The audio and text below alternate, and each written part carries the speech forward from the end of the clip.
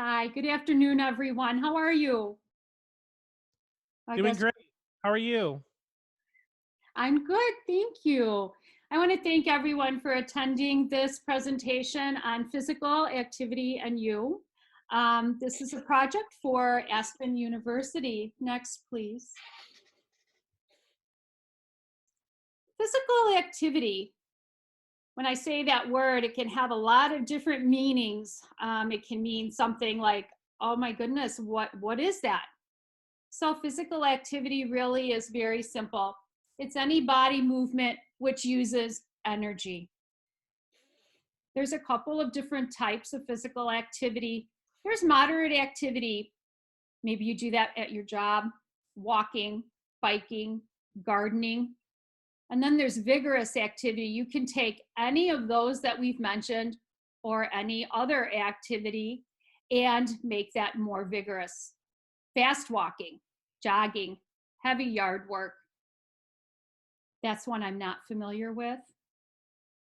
Next. That's why you have dad, right, Mom? That is why, yeah. But did you know the reasons to become active? It decreases your risk of developing chronic diseases. Diseases such as heart disease, diabetes, stroke, colon cancer, rectal cancer. The more active you become, the healthier you become. I think the other thing to really know about this too, along with disease prevention, is if you think, oh my goodness, that means that if I haven't been active, oh well, no time, why start now? The human body is very forgiving, and any amount of activity means that your body will pick up right where you start and start to become more healthy. Next.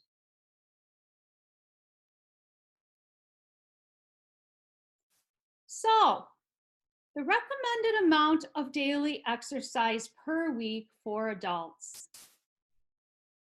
I wonder what all of you would think, although it's right there for you on the slide.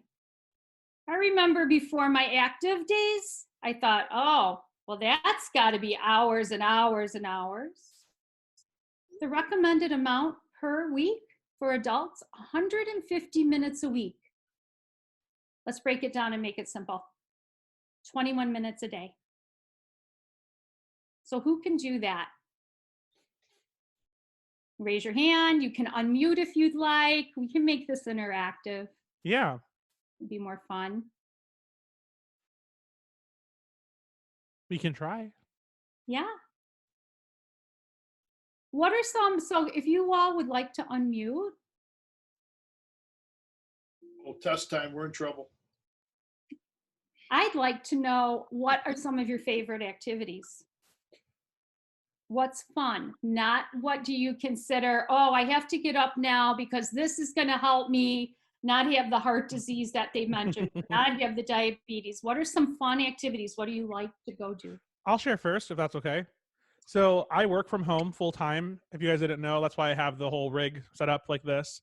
And one of the things that I noticed when I first started working from home was that I could literally wake up, walk over to this chair at 7:38 in the morning, and not leave it until 6 at night. So I actually have my I'm not going to say its name, but Alexa speaker over there that every hour it sends me a reminder to go do something.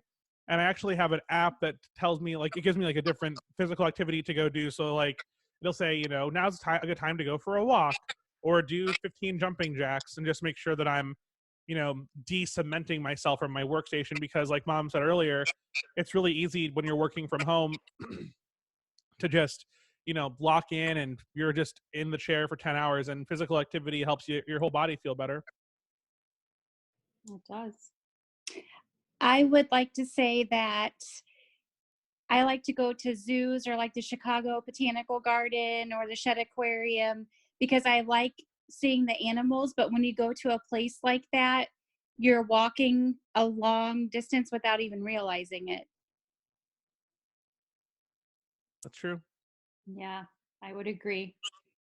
I think it's good to go outside if you can and walk and bike and jog and do those things. But much like David, there's much of my day is now sitting in at a computer.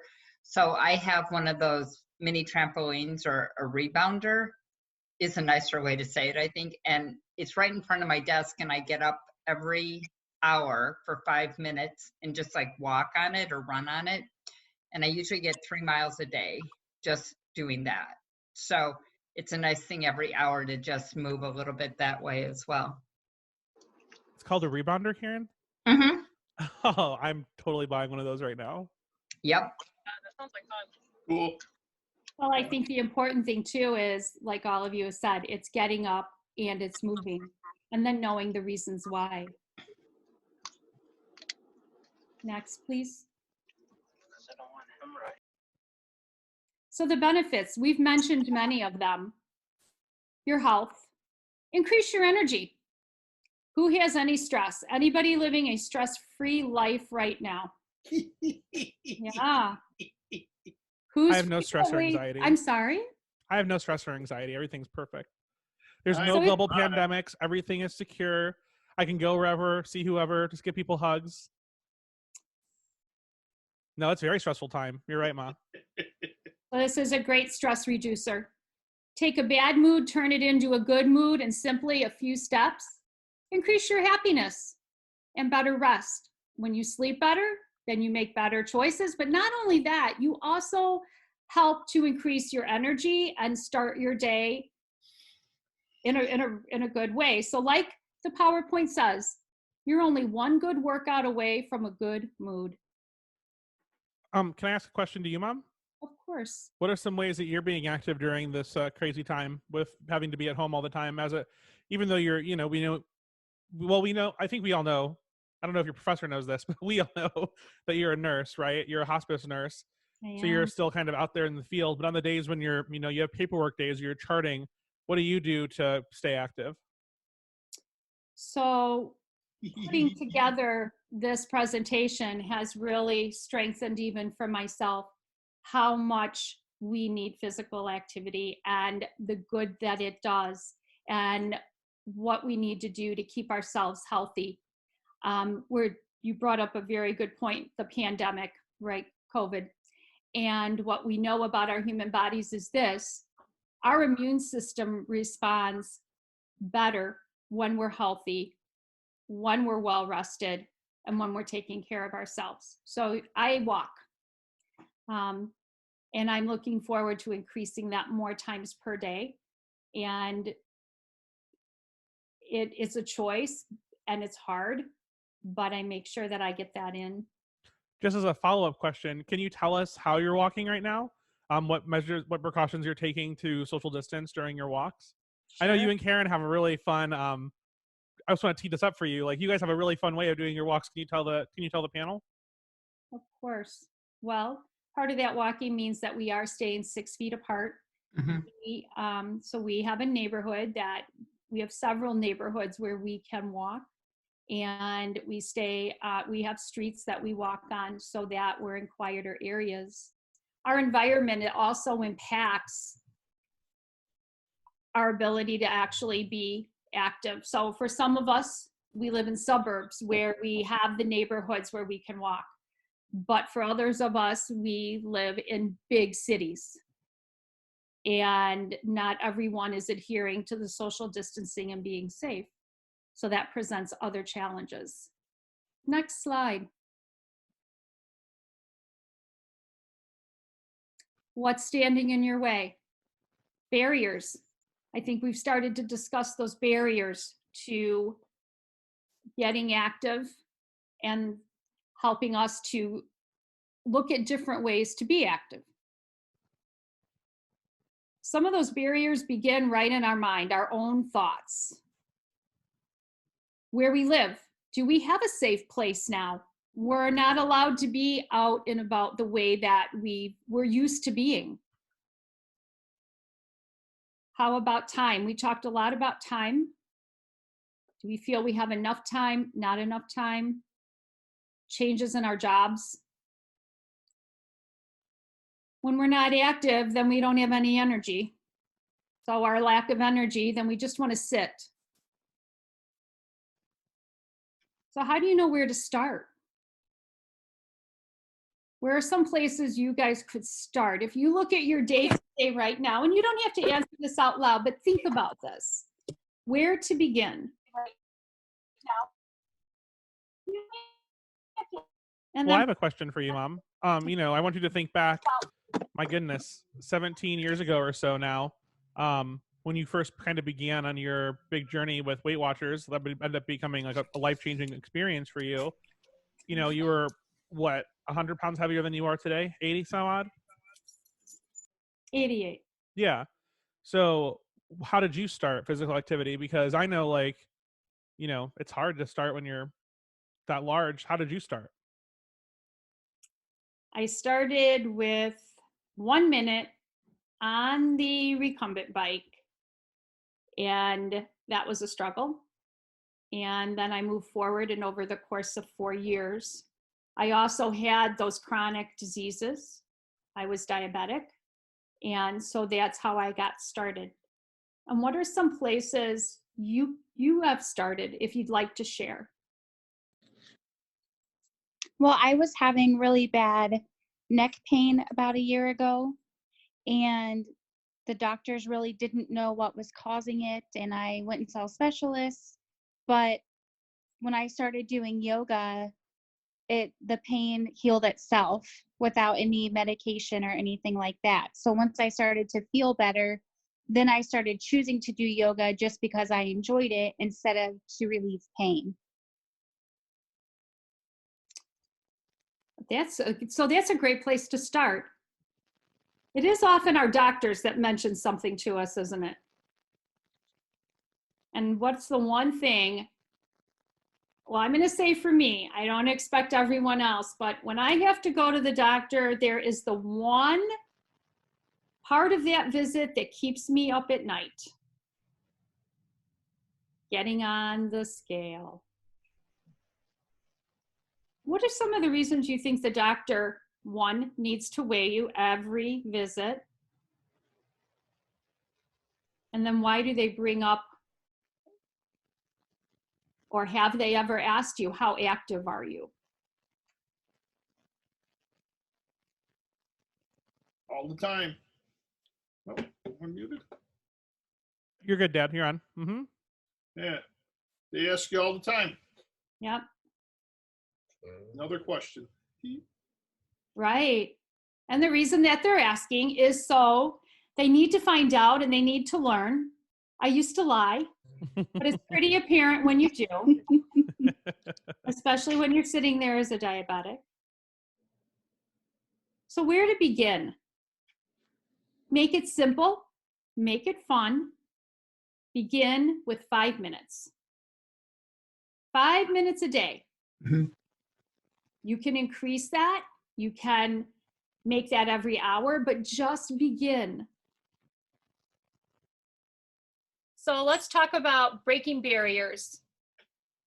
Has anyone had to break any barriers to begin physical activity, or starting to think now, I see something on that slide that I could do or that I could begin to change? I have, actually. So I lost over 90 pounds several times, but I lost it without activity, and because I don't like activity very much. And what I found was I have a daughter who's very sick and has to go for transfusions about every 6 weeks. And when we walk into the center and I see all these people on getting some kind of infusion of some sort, and I look at them and I think they would give anything to be able to move, and they can't for the most part, and I can, and I choose not to. So though I lost my weight and kept it off without activity, in about the last couple years, I've changed my mind. And instead of have to do it, it's get to do it. And it's not that I always want to do it, but I have found that it has become a habit. And I usually now get 4 to 5 miles a day in without even thinking about it. And it really does make a difference in my health. but it was really, I had to change my mind more than my habits to begin with. Karen, I really like what you said, because I mean, I am probably the most injury prone person that most of you will meet. And I just had really serious wrist surgery back in January, just got cleared yesterday to come off of all restrictions and actually start to use my left hand. And the whole time I was like, oh, I've got to stay on my couch. I can't do anything because my hand hurts. And mom kept telling me, well, your feet aren't broken. Your legs aren't broken. You can still get up and walk. And I'm like, well, it's winter. I don't want to fall. And then I started to go to the health club with my dad before the pandemic came to the US, and really found it to be like an enjoyable experience. And then even now, just being able to get out and walk my dogs and just be grateful that I'm able to move the way that I am is so important to me. And like trying to keep that in my mind, especially when life gets crazy. Being an emergency room nurse is just crazy right now, and trying to learn in that environment as a new nurse is even more like stressful. So I just want to go to bed. Like most of the time I'm like, I don't want to do anything. I just want to take a nap. But I also forget how important activity is and how like beneficial it is, and being able to be grateful for the opportunity to be able to move as well. So it really goes back to our thoughts. Our mind is very powerful. It's too hard. I'll start later. And then looking around and seeing what I can do and noticing when others can't. I think that was really important, and being grateful. But changing our thoughts, changing our minds will change your habits. And now we have this whole new social distancing. So let's talk about it.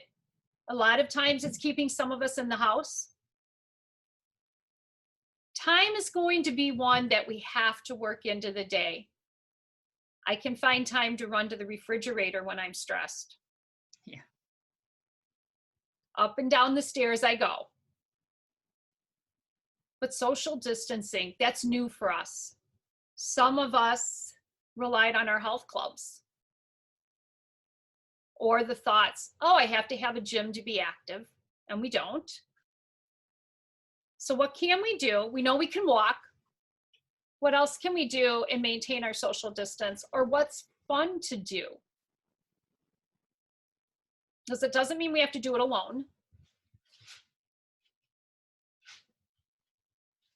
So have you guys found anything that you like to do or you think you're going to start doing?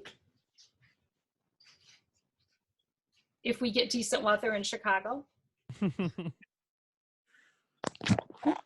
You know, I did go old school on days that are rainy or too cold. For the most part, there's an excuse why I can't go outside, but it's not always legit. It's just me. So inside, I do have my rebounder. I got on YouTube, the Leslie Sansones. And then the other day I found the jazzercise ones that are so goofy and silly, but actually more enjoyable to do by myself.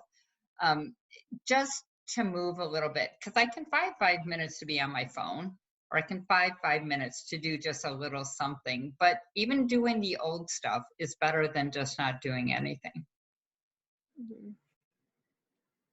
Or it's time to bring back in the old stuff. Yeah. Next slide. So this month is the perfect month to start to think about getting active. May is National Fitness and Sports Month. And in a couple of slides, there will be resources for you to check out. And you may have your own resources that you use, but sometimes it's fun to have something new. Something new will get me moving too. So move in May. I don't know about you, but I used to think there was a right and a wrong way to move. It had to be so fast for 30 minutes or it's not worth it. And that's a myth. Not all of us are early risers and can get up at 4 o'clock and start moving. Pick your best time of day. And our family and friends keep us moving. And we can even form, even though we're distant now and we can't be together, but we can even form a buddy system a check-in system. Hey, what have you done today? Have you gotten up? Have you moved? How can I help you? Set goals. And it's set short-term goals, set long-term goals, but keep those goals simple. If you aren't a marathon runner today, you won't be tomorrow. But you can start if that's your goal. Make it doable. There are some exercises some things that I just don't like. Like, I can share a Zumba story. Zumba should be fun, and I tried it. I tried it with David and Alexandra, and I went to them. They went with me, and they started Zumba, and I Zumbaed right out the door, and there we left. David and I left Alexandra by herself. I thought, not for me. If it's not for you, then that's fine. And make your goal measurable. Set a time limit. Set a week, whatever it is that works for you. But get up and move in May.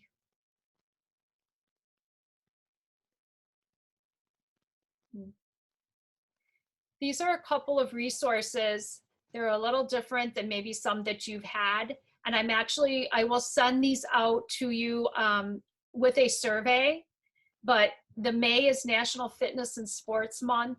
They have different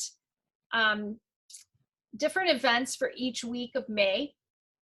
And the Move Your Way campaign, they have different ideas of what to do while social distancing. They also have planners that you can download.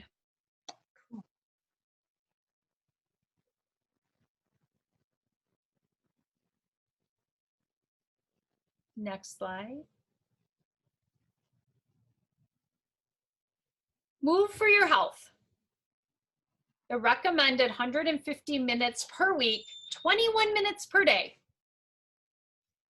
Remember what physical activity really is. It's getting up and moving in a way that extends energy. And the benefits, why do it? It keeps us healthy. It keeps our bodies healthy. It improves our mood, our happiness. We need to be more happy right now, right?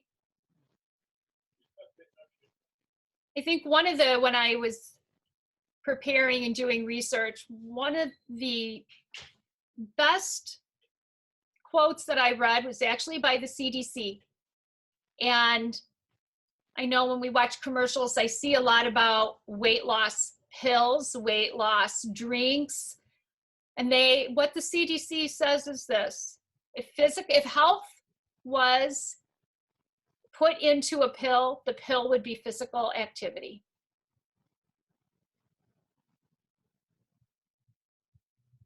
Are there any specific questions? No, I think this was great. It was very enlightening. Thank you. Well, I want to thank you all for attending. This took a little different form 6 weeks ago when we didn't have COVID and the plan was to be in a park. But now I'm very grateful for all of you that took the time to come out. I hope that you did learn something new or will have something to reflect back on. And I'll send out a survey with the resources on there as well. Thank you. Thank you. Thank you. Thanks.